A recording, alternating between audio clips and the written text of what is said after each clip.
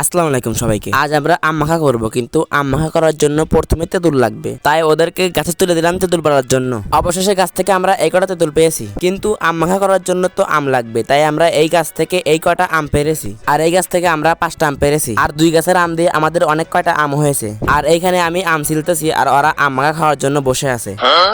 আর এইখানে আমি একটা আম দিয়ে স্লো মোশন ভিডিও নিলাম। তেঁতুলের কালারটা আসছে অনেক সুন্দর। আমি এখানে আম চেষ্টাছি, আম চেষ্টাটা কেমন হইতেছে সবাই কমেন্টে বলবেন। আর এই ভিডিওটি ভালো লাগলে সবাই লাইক করে দিবেন। আর আমার ভিডিও আপনাদের কাছে কেমন লাগে সেটাও কমেন্টে বলবেন। আম চেষ্টাটার প্রায় শেষের দিকে, কিন্তু আম চেষ্টার পর সুন্দর করে আমটা ভালো করে মাখিয়ে নিলাম। আম মাখার পর আমটাকে যা দেখতে লাগছে না অনেক সুন্দর, কিন্তু আম মাখাটা তো দেখতে অনেক সুন্দর লাগছে, কিন্তু খাইতেছে কেমন হবে না।